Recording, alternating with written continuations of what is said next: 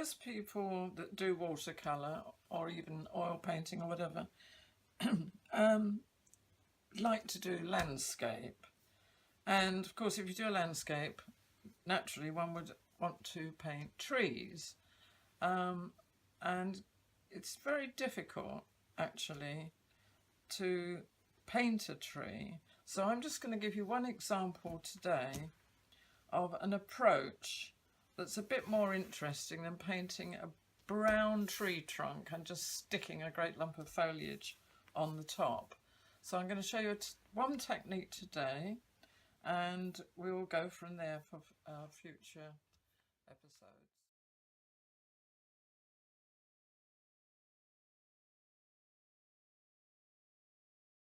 I'm going to give you an example of the tree trunks, actually, of silver birch. So we're going to keep some of the white of the paper and actually show the texture of the surface of the tree trunk. So unlike the opinion that most people have, which is that tree trunks are brown, in reality there's very few brown tree trunks. They can be green, they can be silver, they can be gold, they can be violet.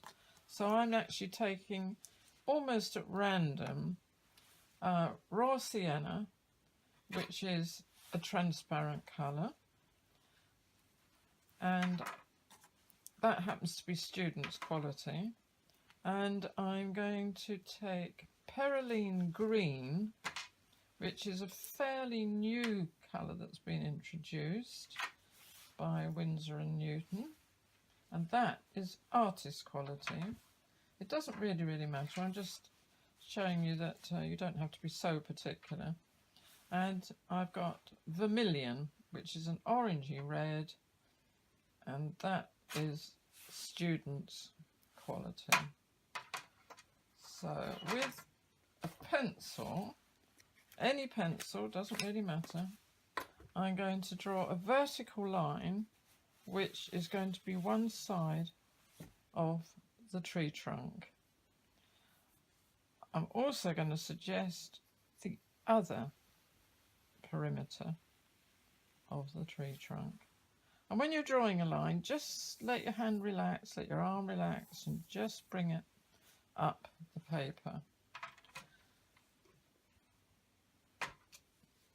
I'm using a Chinese brush with natural hair, and I'm just wetting in a haphazard way, not like a zebra crossing, but in a haphazard way, small areas on the trunk of the tree. And then I'm taking my palette knife, which has got an L shape in it, and I'm putting some paint on the side of the palette knife. So I've got some Perylene Green and the raw sienna, and I've painted that onto the edge of the palette knife, and holding the palette knife at in a vertical position, I'm putting it one side on the edge of the tree trunk and stopping when I get to the other edge of the tree trunk. And I'm going to continue with that process up the length of the trunk of the tree. I'm coming up and I'm going across, and I'm stopping when I reach the other side.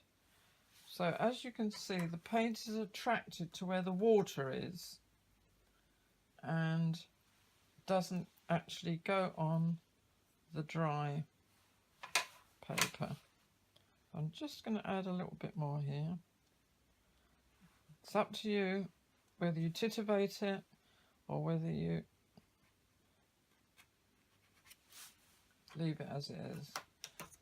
Now if I want to add a little bit here, I'm just clean my brush off so I've got nice clean water, and I've touched that edge, let the water come across, and I'm adding a little bit more texture further up the tree. And if you want to, you can take your brush and just bring the water from the outside on the dry bit from the wet bit onto the paint and let the paint run up. Same thing here, I've got the water coming up and I'm just touching the bottom of the tree trunk and using my palette knife to put a bit more of the base of the tree. Now while you've got the palette knife in your hand, you can start to just add some branches and twigs. So it just makes a nice arbitrary line, which actually you can't do with a brush. There's a crispness that the palette knife gives you. So I've got a wet patch here. I'm going to put a bit more paint on my palette knife and just touch that on there, take my hand away and let the paint do what it wants to do. So if I want to continue this a bit further, I can come along here, just touch that line and gently and sensitively add some watercolour. Here I'm coming from the outside, the same thing. And if you practice, you can actually create an interesting painting with washes possibly put on first or added afterwards. But that's actually is enough to get on with, I think, at this point. Again, give watercolour its freedom.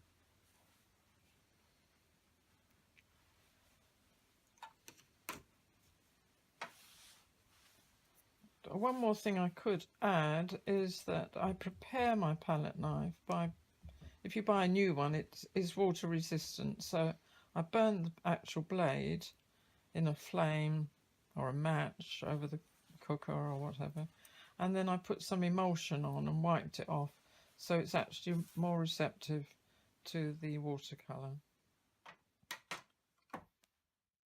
If you enjoyed today's video, would you please subscribe and comment in the bar below?